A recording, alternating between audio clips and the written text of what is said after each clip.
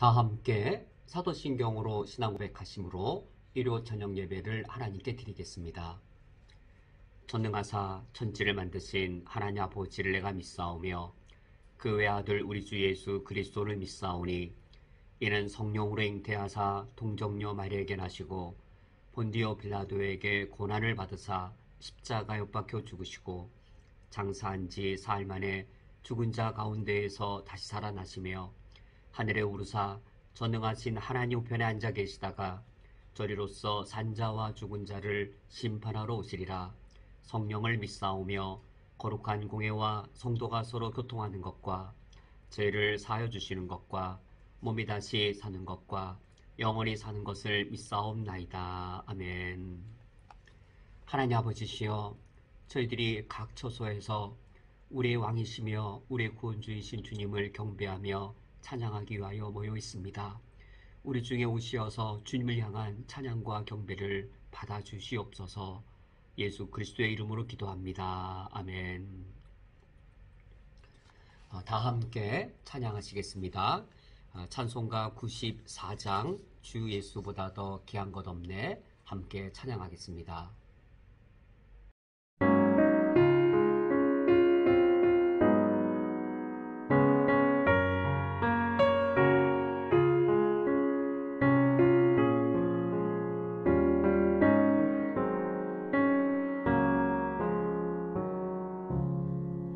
주 예수보다 더 귀한 것은 없네.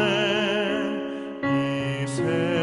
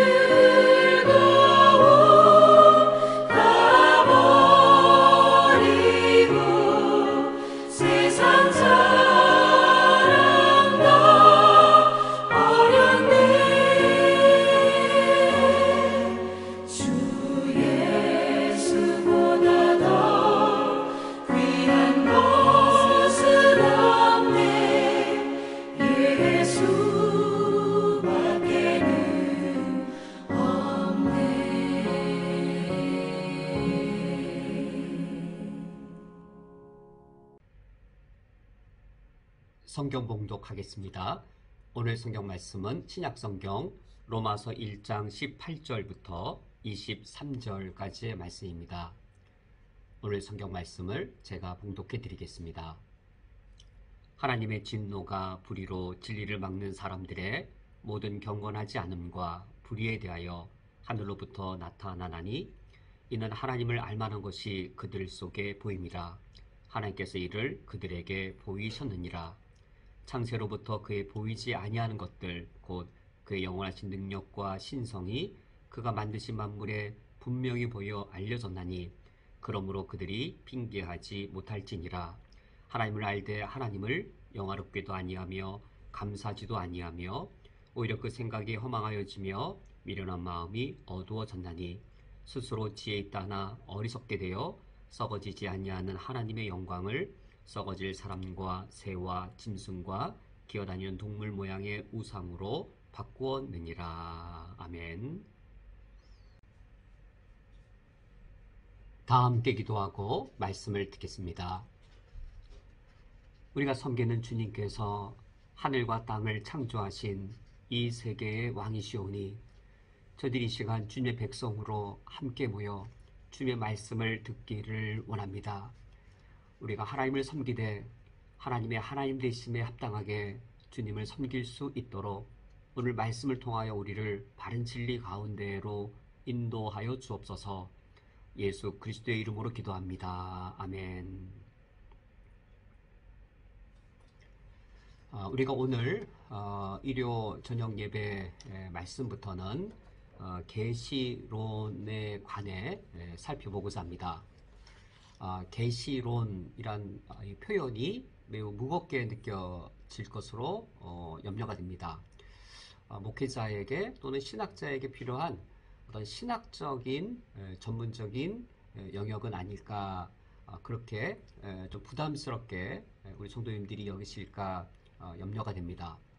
물론 계시론에 그런 신학적인 또 목회자들만을 위한 전문적 영역이 있는 것도 사실입니다.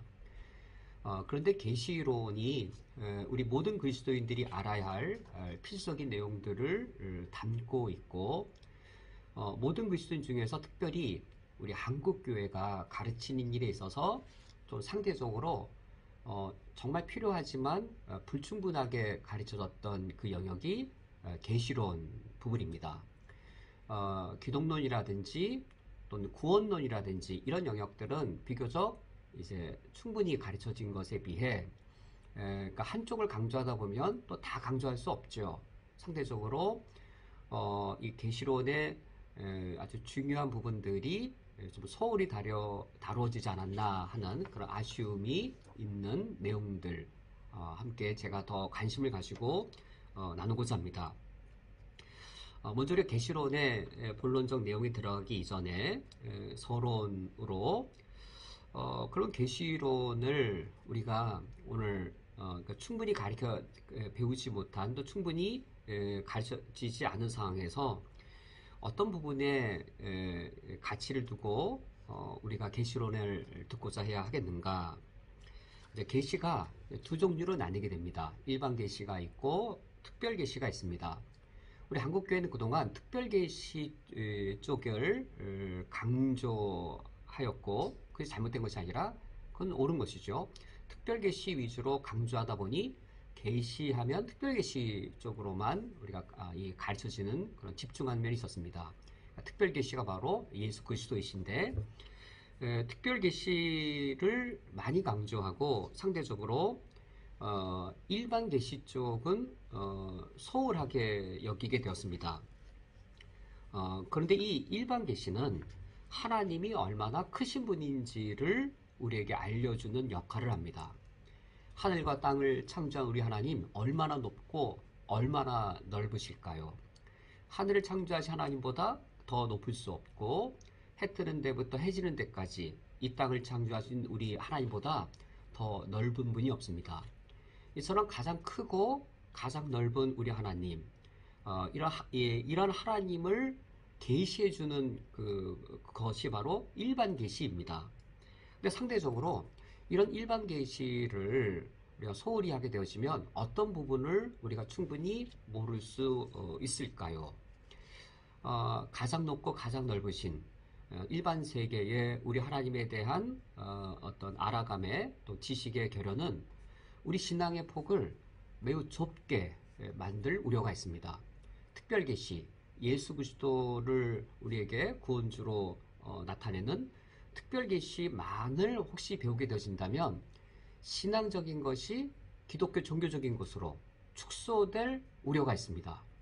우리가 신앙적으로 열심을 내는 것이 교회 중심 정도가 아니라 교회밖에 모르는 것으로 이제 좁아질 수 있는 것이죠.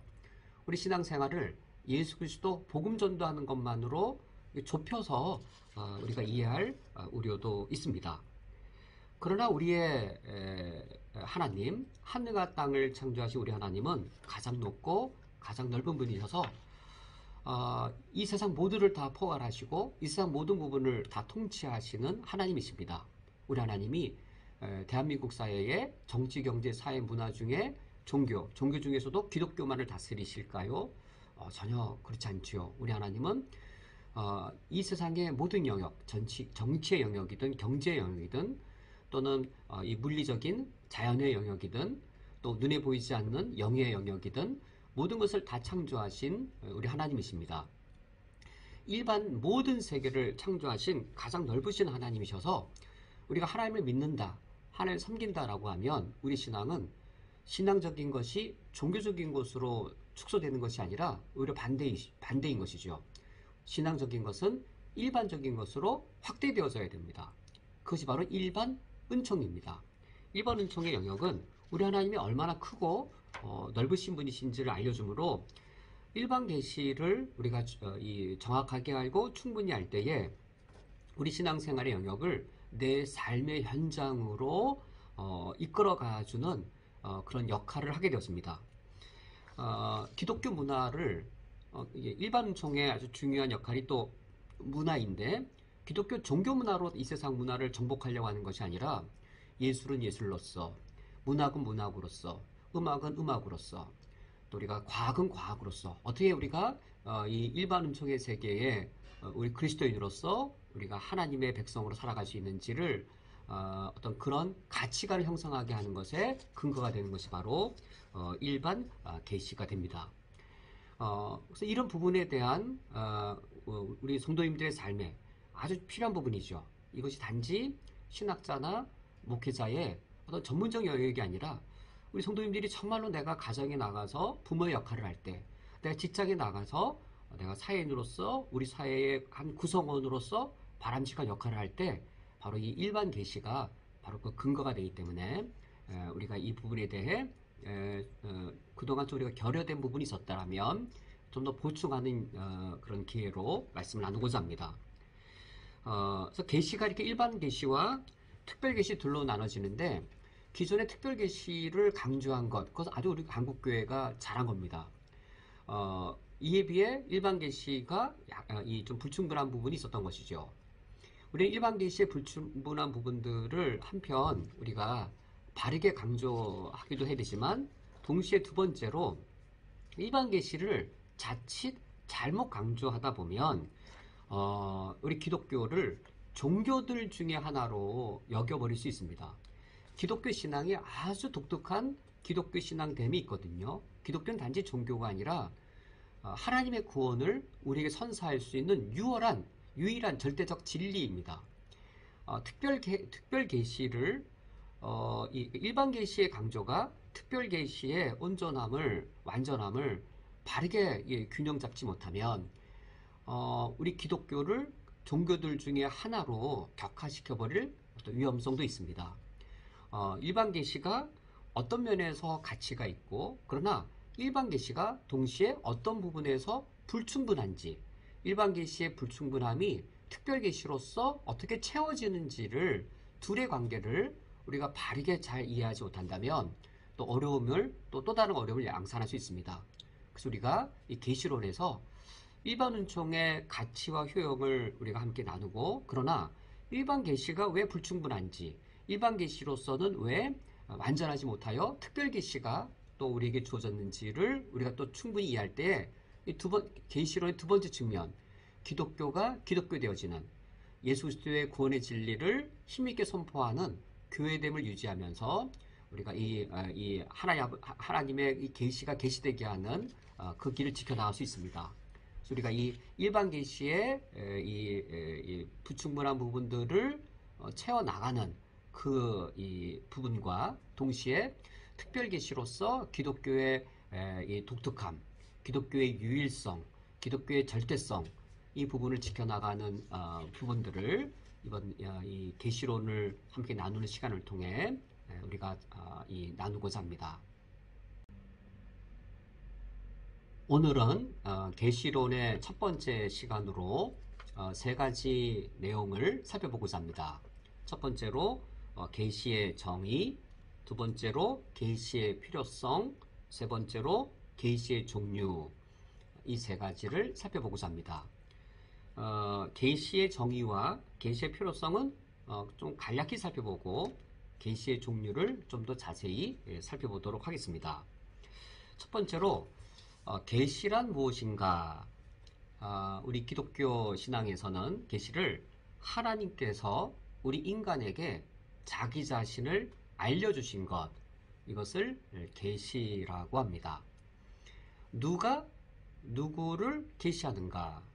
계시하시는 분이 하나님이시고 계시되는 내용도 하나님 그 자신입니다. 그러니까 하나님의 자기 계시인 것이죠. 하나님께서 계시하시는 분이 되고 계시되는 내용도 하나님 그 자신이 우리 인간에게 알려지게 되는 것, 이것이 계시입니다. 하나님이 자기 자신을 알리신다라고 했을 때 이것도 두 가지로 나눠볼 수 있겠죠. 하나님 자기 자신, 그리고 하나님의 어떤 행위와 사역, 이것들을 하나님이 우리 인간에게 알려주십니다. 하나님의 어떤 존재, 하나님 자기 자신, 하나님의 존재, 하나님 어떤 존재이실까요? 하나님의 지혜, 하나님의 권능, 하나님의 성품과 하나님의 인격, 이런 하나님의 하나님 되심, 하나님의 존재에 관한 부분들을 하나님 우리에게 알려주셨는데 이것이 계시의 주요한 내용이 되었습니다.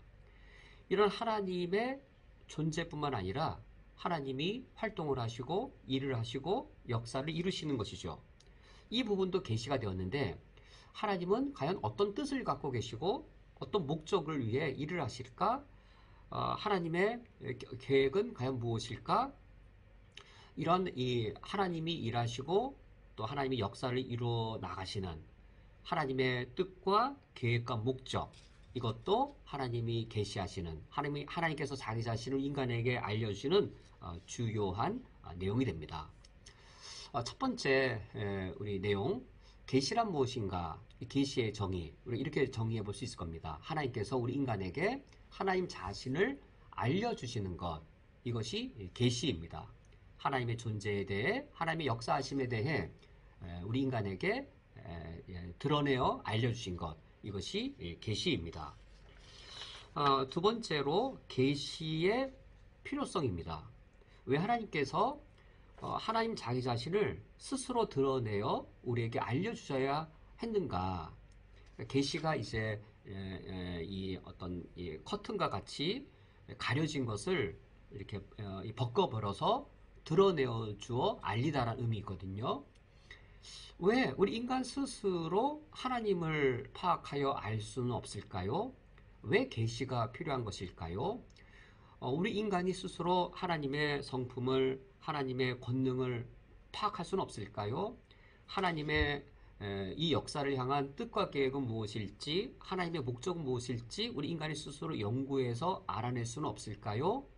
네, 그렇습니다. 우리 인간이 스스로 하나님이 들추어내어 알리신, 드러내 알리신 바들을 우리에게 알리시지 않으시면 우리 인간이 스스로 파악하여 알 길이 없습니다. 우리 인간 스스로 알 수 없기 때문에 계시가 필요하게 된 것이지요. 우리 예를 들어 생각해 보면 계시의 필요성이 좀 더 우리에게 더 잘 납득이 되어질 겁니다.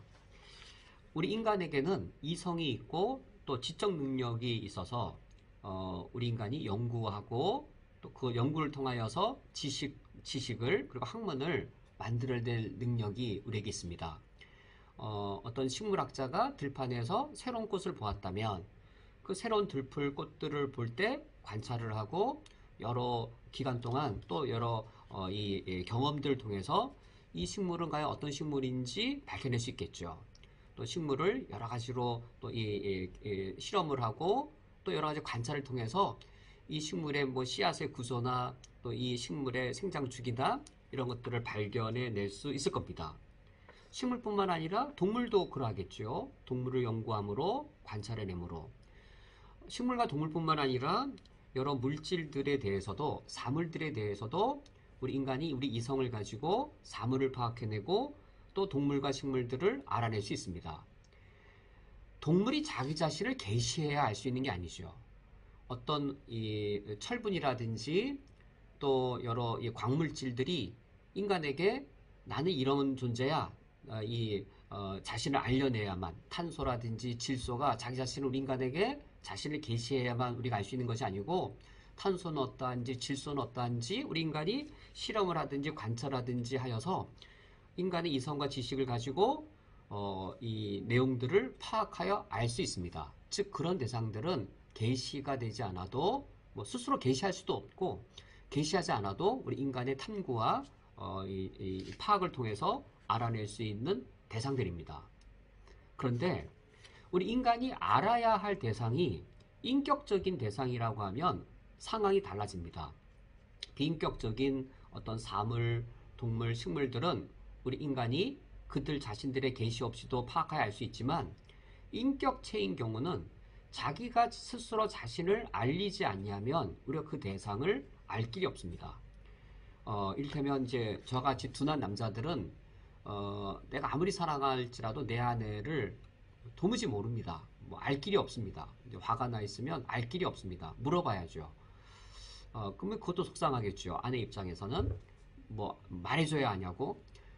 그러나 인간이 이 자기 자신을 스스로 드러내지 아니하면 감추어져 있어서 알 길이 없습니다. 부모가 어떤 자녀가 방에 들어가서 나오지 않는데 왜 저러지? 무슨 상처를 받았지? 뭐가 불만이지? 뭐 묻죠. 뭐가 문제니? 왜 그러니? 그래서 끝내 말을 안 하면 알 길이 없습니다. 인격적인 존재인 경우에는 자기 자신을 드러내야만 알 수 있습니다. 여기에 계시의 필요성이 있는 것이지요. 우리 인간만 인격적인 것이 아니라 우리를 인격적인 존재로 창조하신 우리 하나님께서 바로 인격적인 분이신 것이죠. 하나님이 우리가 알아야 할 대상의 하나님이 인격적 존재이셔서 하나님께서 자신을 계시하지 아니하시면 먼저 주도권을 지시고 하나님이 계시하지 아니하시면 우리 하나님을 알 수가 없습니다. 하나님의 지혜와 권능과 성품과 인격들 계시하지 않으셔도 우리가 뭐 좀 느낄 수 있지는 몰라도 정말 하나님이 어떤 분인지 하나님 무슨 계획을 갖고 계시는지 하나님은 무슨 목적을 추구하시는지 하나님께서 명확하게 자기 자신을 스스로 드러내시지 아니하시면 우리가 하나님을 알 수가 없습니다.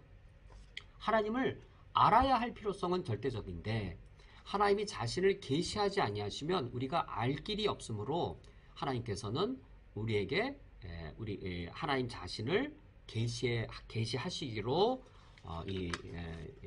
뜻을 정하신 것이지요.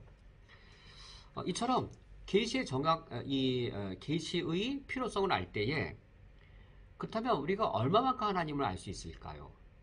계시된 만큼 우리가 하나님을 알 수 있습니다. 우리가 이 자녀들과 이야기를 할 때 또 어떤 친구가 나한테 무슨 마음이 상했는지 말을 잘 안 해서 만나서 이야기를 할 때 얼마만큼 알 수 있을까요? 우리 자녀가 자기 자신을 솔직하게 드러낸 것만큼 드러내다란 말이 계시거든요. 친구가 나를 만나서 솔직하게 자신을 드러낸 것만큼 계시한 것만큼 우리는 알 수 있습니다. 우리가 하나님의 모든 부분을 하나님을 철저하게 다 파악해낼 수 있을까? 그렇지 않지요. 우리가 물질을 연구할 때 연구한 것만큼 알 수 있고 또 우리 인간의 지식 능력 안에 있는 것들은 철저한 탐구를 통해 철저히 알 수 있겠지만 우리 하나님은 우리 인간을 능가하시는 분이십니다. 지혜에 있어서나 또 이 능력에 있어서나 하나님의 계획하심에 있어서나 하나님의 섭리에 있어서나 우리 인간을 다 초월한 분이어서 하나님께서 계시해 주신 것만큼 우리가 하나님을 알 수 있고 하나님이 계시해 주신 대로만 우리가 하나님을 알 수 있습니다. 두 번째로 계시의 필요성에 대해 말씀을 맺으면 우리 인간이 인격적인 하나님 그리고 우리 인간을 초월한 그런 신이신 우리 하나님 하나님이 자기 자신을 계시하지 아니하시면 우리가 하나님을 알 수 없기 때문에 하나님이 우리 인간에게 하나님 자신을 알리시게 되었습니다. 우리 인간이 직접적으로 주도권을 쥐고 하나님을 알 수 없기 때문에 그러나 하나님을 알아야 할 필요성은 크기 때문에 바로 여기에 계시의 필요성이 있습니다. 이제 우리가 오늘 가장 중요하게 살펴볼 세 번째는 계시의 종류입니다. 하나님께서 우리에게 계시하신 것들을 한번 구분을 해보았더니 두 종류로 나눌 수 있었습니다. 첫 번째가 일반 계시이고 두 번째가 특별 계시입니다. 우리가 계시론을 다루면서 먼저 일반 계시를 먼저 살펴보고 이제 그 다음에 이제 특별 계시를 따로 독립해서 살펴볼 계획입니다. 오늘과 다음 주는 일반 계시에 대해 계속 살펴보고자 합니다. 제가 일반 계시, 특별 계시 이 명칭을 처음 들었을 때에 제가 이것이 무엇을 말하는지 정확하게 알 수 없었고 또 오히려 오해를 했습니다. 특별 계시는 특별한 계시 뭐 이렇게 그런 어감이 있죠. 특별한 계시, 특별하게 주어지는 계시 그렇게 좀 오해를 했고 일반 계시는 일반적인 계시인가 뭐 이제 이러한 오해를 했습니다. 여기 일반 계시, 특별 계시는 계시의 방식이 일반적이냐 특별하냐가 아닙니다. 왠지 이 제목을 보면 계시의 방식이어서 이제 특별한 계시, 일반적인 방식의 계시라고 저는 오해를 했는데 우리 성도님들께서는 그런 오해를 안 하시기를 원합니다. 여기 일반과 특별이란 말은 계시의 방식이 뭐 특별하다 또 일반적이다라는 것이 아니라 계시의 대상이 일반적이냐 계시의 대상이 특수하냐 이 부분입니다. 계시의 대상이 특수하게 제한되어져 있는 것이 특별 계시이고 계시의 대상이 특별하게 제한되지 않고 in general 보편적으로 그리고 일반적으로 이렇게 누구나 다 이 계시를 받을 수 있는 것이 일반 계시입니다. 단순히 표현하면 이거죠. 계시란 하나님의 자기 계시여서 인간 스스로 하나님을 알 수 없는데 그 계시된 것을 보면 하나님을 알 수 있게 하신 방식 그것이 계시인데 일반 계시란 누구나 다 하나님을 알 수 있는 겁니다. 하나님을 알되 특수한 대상으로 좁혀져서 특수한 대상만 하나님을 알 수 있도록 주신 계시의 방편이 있다면 이때 특수한 대상은 바로 참된 신자인 것이죠. 특별 계시는 참된 신자만 보면 볼 수 있고 들으면 들을 수 있도록 계시된 겁니다. 예수 그리스도 특별 계시이죠. 그러나 예수를 믿지 않는 사람들에게는 보아도 보지 못하고 들어도 듣지 못합니다. 계시가 되지 않은 게 아니라 예수 그리스도가 계시되었죠. 예수 그리스도가 계시되었지만 모든 사람 누구나 다 예수 그리스도의 계시를 보면 하나님의 사랑과 십자가의 구원을 알 수 있는 게 아니고 보아도 보지 못하고 들어도 듣지 못합니다. 특별 계시는 하나님이 자신을 구원주로 드러내실 때에 이 계시가 오직 참된 신자에게만으로 특수하게 제한되어져 있습니다. 그래서 특별 계시라고 말하는데 이때 특별은 어떤 특수라고 표현해야 될까요? 그 대상이 특수하게 제한되어져 있는 계시를 가리킵니다. 이런 특별 계시의 상대적인 것으로 일반 계시가 있습니다. 이와 같이 특수하지 않다라는 것이죠. 일반적이다, 보편적이다라고 해서 인간이라면 누구나 다 그 계시된 것을 보고 하나님을 알 수 있습니다. 예수 믿지 않는 분들, 그리고 성경이 없어도 그냥 교회를 다니지 않아도 우리 하나님을 과연 알 수 있을까? 알 수 있습니다. 일반 계시를 통하여서 비그리스도인들도 하나님을 알 수 있습니다. 왜냐하면 하나님께서 일반 계시를 통하여 모든 사람들이 하나님을 알 수 있도록 드러내셨기 때문입니다. 그것이 바로 일반 계시인데 과연 무엇을 통해서 계시하셨을까? 교회 안 다니는 사람들도 과연 어떻게 알 수 있을까? 우리가 이 참된 신자가 되었을 때는 무엇을 통하여 하나님을 알 수 있냐면 우리가 예수 그리스도를 통하여서 특별 계신 예수 그리스도를 통하여 하나님을 알 수 있습니다. 그런데 기록된 예수 그리스도를 우리가 뭐라고 표현하죠? 하나님을 계시하신 예수 그리스도가 기록되었습니다. 기록된 예수 그리스도가 바로 성경입니다. 우리가 이제 지난 일요 예배 말씀 때까지 우리가 성경론을 살펴보았죠. 성령께서 저자가 되시고 예수 그리스도를 주인공 삼아 인간의 언어로 기록했습니다. 그러므로 성경은 기록된 예수 그리스도입니다. 특별 계시는 성경을 방편으로 하여 계시가 된 겁니다. 성경에 하나님이 드러나 있습니다. 우리 구원주 하나님이 성경 안에서 계시되었습니다. 그렇다면 일반 계시는 어디 안에 계시되었을까요? 성경이 아니라 어디 안에 하나님이 계시되었을까요?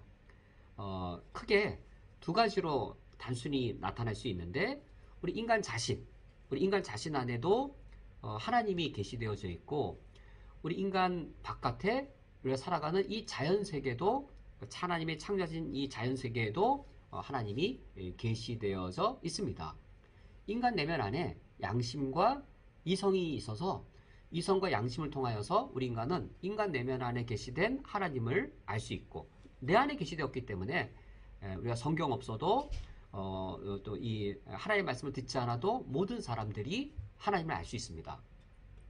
뿐만 아니라 내 안에만 하나님이 계시된 것이 아니라 내 바깥에 이 자연세계를 통하여서도 하나님을 알 수 있습니다. 왜냐하면 거기 안에 하나님을 알 수 있는 지식들이 계시되어져 있기 때문입니다. 그러므로 하나님을 교회를 다니지 않는 사람들도 알 수 있는 것이죠. 교회를 다니지 않는 사람들도 어떻게 하나님을 알 수 있을까? 나의 내면과 그리고 우리가 살아가는 자연세계 안에 여기 계시된 하나님을 어떻게 알 수 있을까?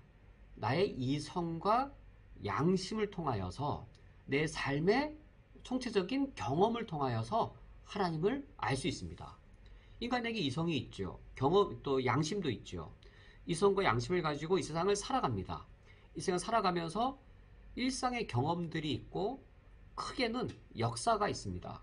이것을 보면서 신의 존재를 알고 신이 어떤 분인지를 알고 하나님을 알아갈 수 있게 되어진 겁니다.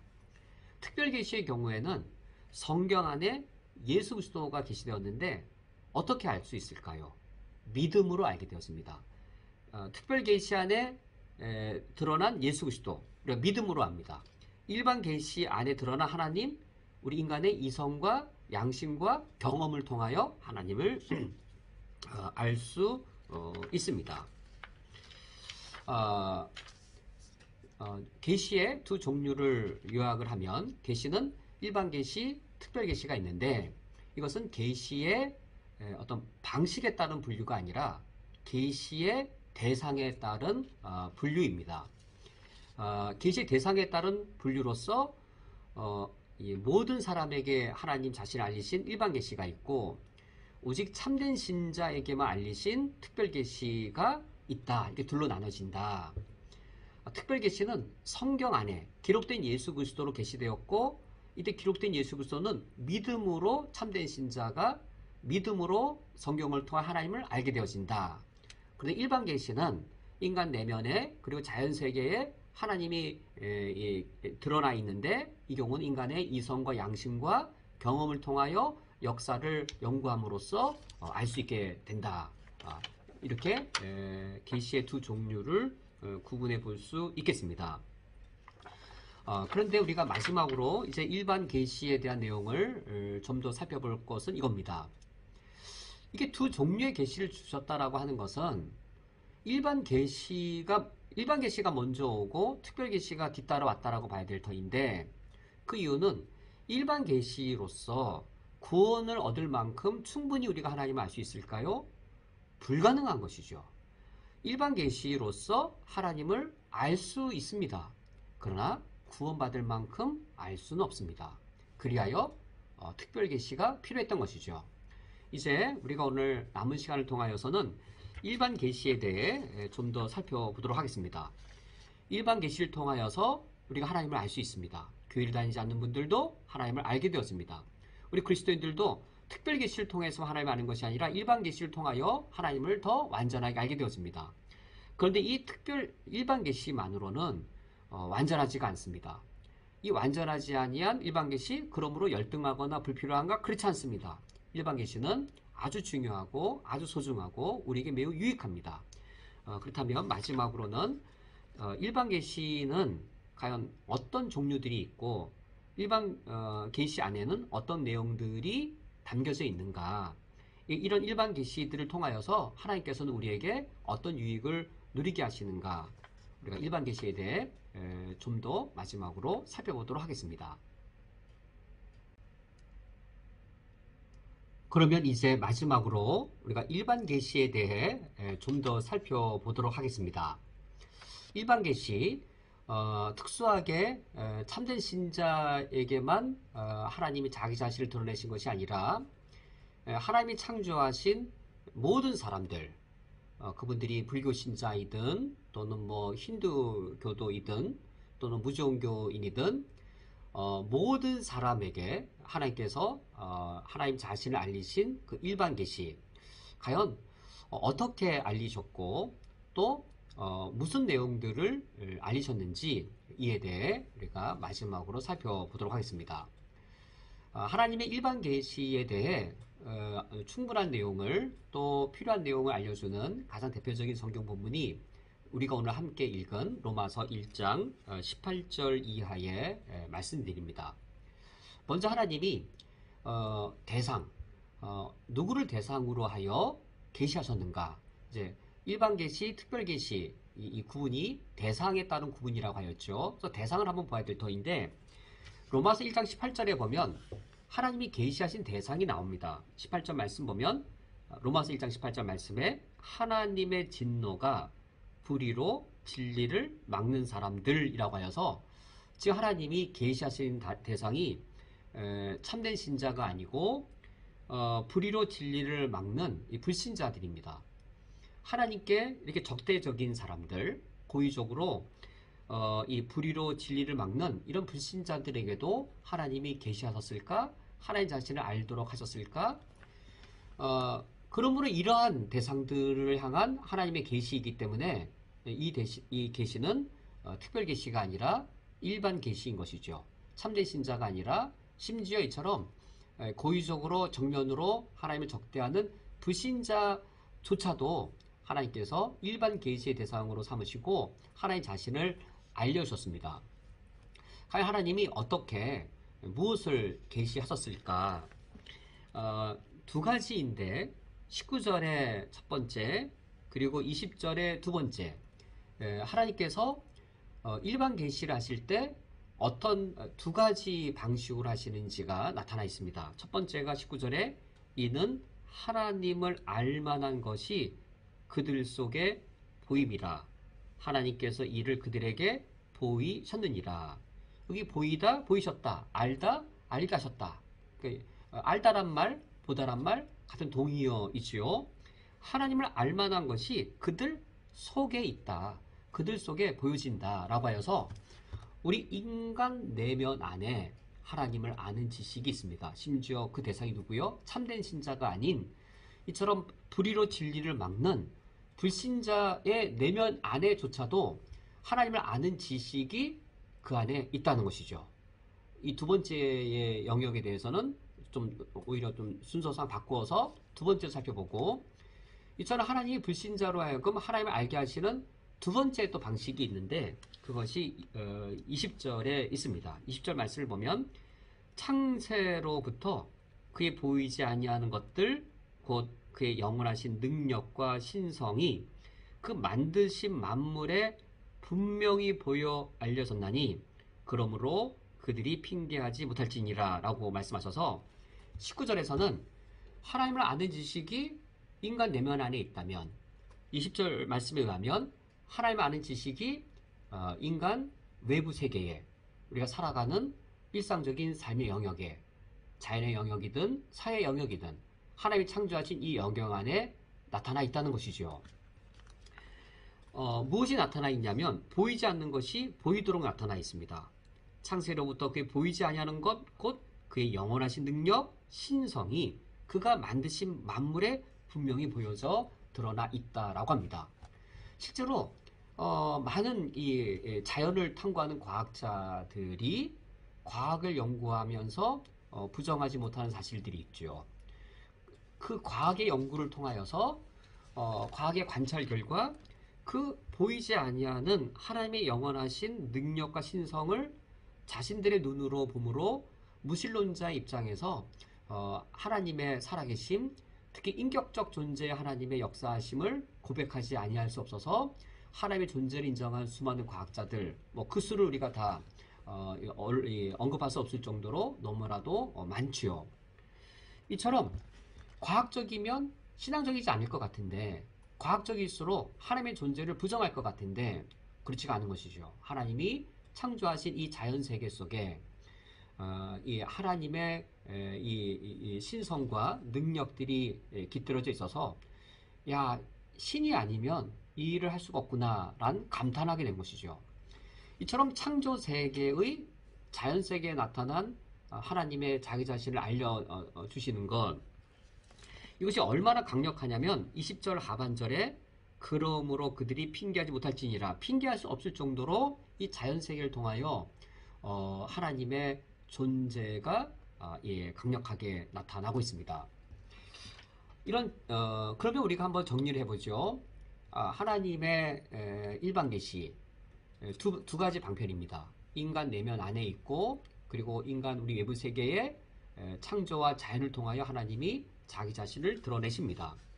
그렇다면 우리가 이제 이렇게 일반 계시도 두 종류가 있다면, 일반 계시를 통하여서 우리가 하나님의 어떤 부분들을 알 수 있을까요? 그러니까 일반 계시의 내용입니다. 창조를 통하여서는 무엇을 알 수 있을까요? 우리가 창조를 통하여서, 일반 자연 세계를 통하여서는 신의 존재를 부정할 수 없을 겁니다. 신의 존재를, 하나님의 살아계심을 알게 되는 것이죠. 신이 존재한다는 사실, 신이 존재하는데 이제 고대 근동의 신화를 읽어보면 그 신이 어떤 신이냐면 혼돈을 갖고 오기도 하고, 어떤 신은 그 혼돈을 물리치기도 하고, 어떤 신은 이 땅이 아주 시끄러운 세상이 되도록 만들기도 하고, 어떤 신은 그 악한 신을 내몰고 조화를 가져오기도 하고 그러합니다. 이게 고대 근동의 이 신들은 신조차 제대로 파악을 못한 것이죠.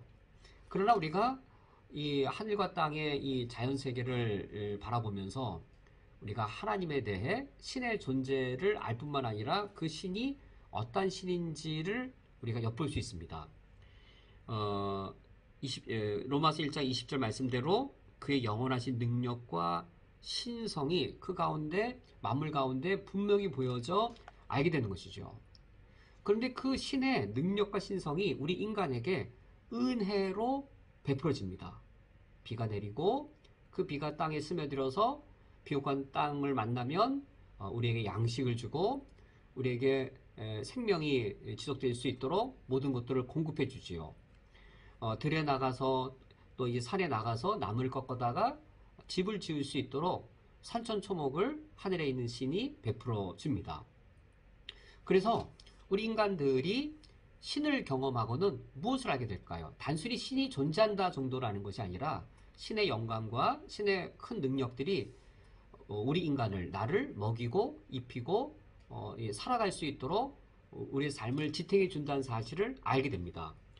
이것을 알게 되었을 때 21절 말씀, 로마서 1장 21절 말씀, 하나님을 알되 라는 이 말씀, 그 뒤를 보시면 하나님을 영화롭게도 아니하며 감사하지도 아니하고 오히려 그 생각이 허망하여지며 미련한 마음이 어두워졌다 되어 있는데, 사실 우리 인간이 이와 같이 타락하지 않았다라면 하나님을 알되 하나님을 영화롭게도 아니하고 감사하지도 아니하는 것이 아니라 하나님을 알므로 하나님을 영화롭게 하고 하나님께 감사했을 겁니다. 그래서 이방 종교가 만들어지는 것이죠. 아메리칸 인디언들은 땅을 사고 판다라고 하는 개념이 없다라고 합니다. 왜냐하면 땅을 어머니라고 여기기 때문인 것이죠. 땅에 있는 것들로 태어나고 땅에 있는 것들로 먹고 살아가다가 죽어서 땅으로 돌아가는 어머니의 품과 같은 곳을 땅으로 여겨서 어떤 아메리칸 인디언들은 어떻게 엄마를 사고 팔 수 있느냐, 땅은 엄마다, 어머니다라고 여기는 것이죠. 영화롭게 할 땅, 감사해야 될 땅, 그러니까 신적인 존재로 여기는 것이죠. 우리가 이 일반 계시를 통하여서 무엇을 알 수 있을까? 살아계신 신이 존재한다. 그 신이 우리에게 먹을 것과 입을 것과 우리의 삶의 모든 필요한 것들을 아무런 대가 없이 우리에게 베풀어 주었다. 그러므로 우리는 그 신을 섬기며 경배해야 된다. 즉 예배해야 된다는 사실을 일반 계시를 통하여서 알게 되는 것이죠. 뿐만 아니라 시편의 말씀들을 볼 때 우리가 더 나아가 알 수 있는 사실이 있습니다. 시편 66편 7절 말씀에 그가 능력으로 영원히 다스리며 그의 눈으로 나라들을 살피시나니. 시편의 이스라엘 이 백성만이 아니라 이 고백은 사실 이방 종교를 통해서도 많이 발견되어집니다. 신이 능력으로 다스리고 그의 눈으로 나라들을 살피신다라는 사실, 이방 종교도 신이 왕이라는 사실을 알고 있습니다. 시편 103편 19절 여호와께서 그의 보좌를 하늘에 세우시고 그의 왕권으로 만유를 다스리시로다. 성경이 없는 이방 부족들도 이런 일반 계시를 보고는 신이 우리 아버지와 같고 어머니와 같은 이런 신이 왕이 되셔서 이 세상을 다스린다. 그러므로 우리는 그 신을 섬겨야 된다라는 사실을 일반 계시를 통하여 알게 되어집니다. 이제 일반 계시의 어떤 이 두 내용 중에 첫 번째를 살펴보았습니다. 하나님께서 우리 인간에게 인간 자신 내면을 통해서도 하나님을 계시하시고 자연 세계 창조를 통하여서도 하나님을 계시하신다. 이 둘 중에 우리 순서를 바꾸어서 이 두 번째 부분을 먼저 살펴보았습니다.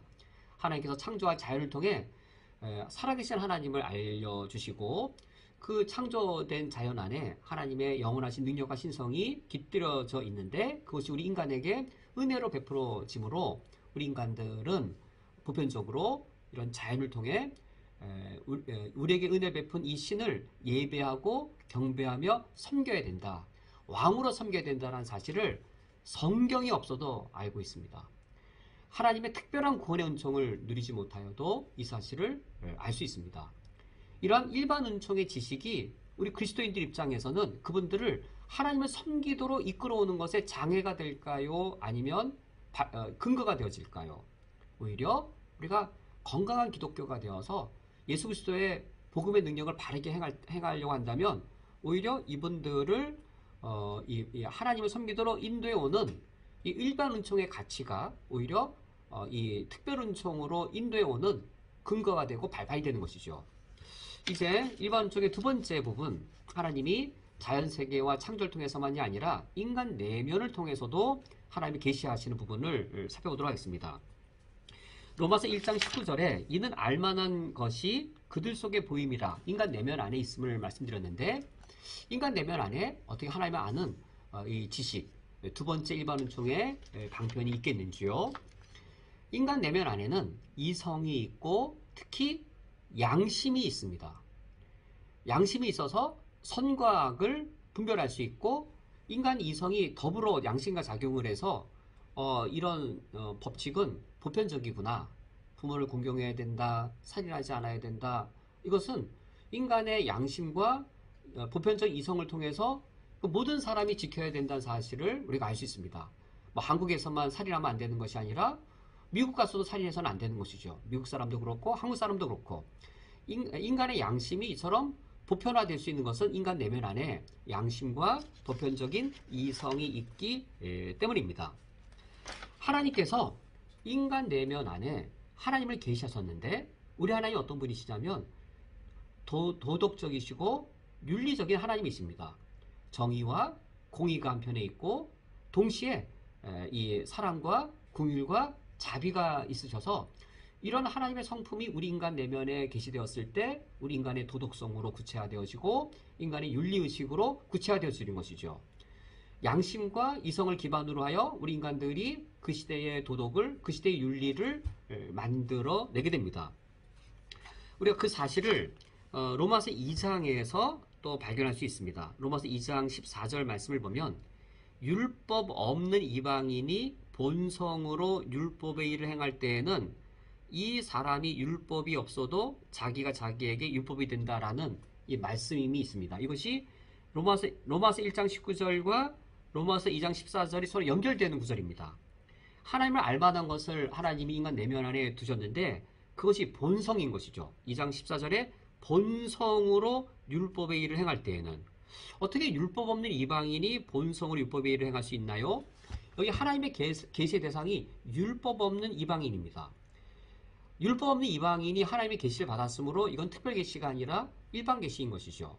일반 계시 어떤 방편인가? 본성으로라고 되어 있는 본성으로. 인간 내면 안에 있는 본성이 하나님을 아는 지식의 방편이 되어서 율법이 없는데도 불구하고 율법의 일을 행할 때라는 말씀이 있습니다. 율법의 일을 행합니다. 어떻게 율법의 일을 행하죠? 이 사람은 율법이 없어도 자기가 자기에게 율법이 됩니다. 인간 내면 안에 율법의 기능을 하는 그 부분이 있다라는 것이죠. 그게 무엇일까요? 15절 말씀에 이들은 그 양심이 증거가 된다라고 하여서 본성으로 율법의 일을 행하게 하는 것 바로 인간의 양심이었습니다. 율법이 없어도 자기가 자기에게 율법이 되게 하는 것 바로 인간의 양심이었습니다. 하나님께서는 우리 인간에게 양심을 주시고 이 양심 안에 선과 악에 관한 하나님의 기준을 여기에 새겨 넣어 주신 것이죠. 선과 악에 대한 이 기준들이 돌판에 새겨진 게 있고 인간 양심에 새겨진 게 있습니다. 십계명에 새겨진 거하고 인간 양심에 새겨진 거하고 어느 것이 더 정확하고 더 풍성한 선과 악에 대한 하나님의 기준일까요? 돌판에는 10개밖에 적혀 있지 않습니다. 그러나 인간의 양심에는 하나님의 도덕, 선과 악에 대한 하나님의 기준들이 훨씬 더 자세하게, 훨씬 더 넓게 새겨져 있는 것이죠. 그러므로 인간이 양심으로 율법의 일을 행할 그런 이 판단력을 가질 수 있는 가능성이 있는 것이죠. 그래서 15절 말씀을 보면 양심이 어떤 기능을 하냐면 두 가지 기능을 합니다. 그 생각들이 서로 혹은 고발하며 또 한 가지는 혹은 변명하여 그 마음에 새긴 율법의 행위. 여기 그 마음에 새긴 율법의 행위가 무엇일까요? 5계명 내 부모를 공경하라. 유대인들은 돌판에 새겨진 10계명을 갖고 있었는데 유대인들도 5계명이 그 마음에 새겨져 있습니다. 내 부모를 공경하지 말아라. 교회 다니지 않고 불신자들도 살인하지 말라라고 하는 제6계명을 알고 있습니다. 그들의 마음속에 제6계명이 새겨져 있습니다. 간음하지 말라라고 하는 제7계명도 그들의 내면 속에 율법이 새겨져 있습니다. 바로 이것이 양심인 것이죠. 그 양심이 율법의 기능을 합니다. 율법이 두 가지 기능을 하죠. 15절 서로 혹은 고발하며 혹은 변명하여 어떤 죄를 지었을 때에는 율법이 고발을 하고 이 사람이 무죄일 때에는 그 사람을 변명하는 것이 율법의 기능인데 양심의 기능이 곧 율법의 기능을 이와 같이 합니다. 이를 통하여서 불신자들도 어떤 사실을 알까요? 이런 일반 계시를 통하여 무엇을 알까요? 이겁니다. 인간은 도덕적으로 살아야 된다. 인간은 선과 악의 구분을 지켜야 된다. 선을 지키며 살아야 된다. 만약 인간이 선을 행하지 아니하고 죄악을 범한다면 심판이 있다는 사실까지 압니다. 로마서 1장 32절 하반절 하나님께서 32절 그들이 이 같은 일을 행하는 자는 사형에 해당한다고 하나님께서 정하심을 알고도 인간의 양심으로 도덕을 지켜야 되고 그것을 지키지 아니하면 하나님으로부터 심판받는 걸 압니다. 자기들만 행할 뿐 아니라 그런 일을 행하는 자들을 옳다 하느니라. 알고도 그들이 그걸 인정하지 않을 뿐이지 인간이 양심에 의해 도덕을 지켜야 된다는 사실을 알고 있고 만약 그걸 지키지 않냐면 하늘에서 너 벌받아 천벌받아 란 말을 하는 걸 볼 때 신의 심판이 있다는 사실을 알 수 있습니다. 오늘 말씀을 맺도록 하겠습니다. 우리가 오늘은 계시에 대한 서론적인 내용들 그리고 계시가 일반 계시와 특별 계시 두 종류로 구분되어지는데 그중 특별히 우리가 오늘은 일반 계시에 관한 서론적 내용들을 살펴보았습니다. 우리 스스로 하나님을 알 수 없습니다. 하나님이 알려주셔야지만 우리가 하나님을 알 수 있습니다. 그런데 하나님이 자신을 알려주신 것은 우리가 충분히 알아야 되겠습니다. 특별히 이 일반 계시에 대해 우리가 충분히 알 때 우리 신앙생활의 영역이 훨씬 더 넓어지게 되었습니다. 우리가 다음 주 일반 계시를 계속 더 살펴보므로 일반 계시의 가치와 효용성이 무엇인지 우리가 더욱더 자세히 살펴보도록 하겠습니다. 함께 기도하고 말씀 맺겠습니다. 하나님 아버지시여 우리가 예수 그리스도를 통하여 하나님께서 나의 구원주이심을 알게 되며 우리가 일반 은총을 통하여 우리의 구원주가 창조주이시되 그 창조주가 얼마나 넓고 큰 분이심을 우리가 알 수 있습니다. 우리가 주님에 대하여 알아가는 그 지식의 진리가 우리를 더더욱더 이 땅에서 하나님을 바르고도 온전히 섬길 수 있는 진리의 지식이 되도록 성령께서 역사해 주옵소서. 예수 그리스도의 이름으로 기도합니다. 아멘. 다 함께 주기도로 오늘 예배를 폐하겠습니다. 하늘에 계신 우리 아버지여 이름이 거룩히 여김을 받으시오며 나라가 임하시오며 뜻이 하늘에서 이루어진 것 같이 땅에서도 이루어지이다. 오늘 우리에게 일용할 양식을 주시옵고 우리가 우리에게 죄 지은 자를 사하여 준 것 같이 우리 죄를 사하여 주시옵고 우리를 시험에 들게 하지 마시옵고 다만 악에서 구하시옵소서. 나라와 권세와 영광이 아버지께 영원히 쌓옵나이다. 아멘.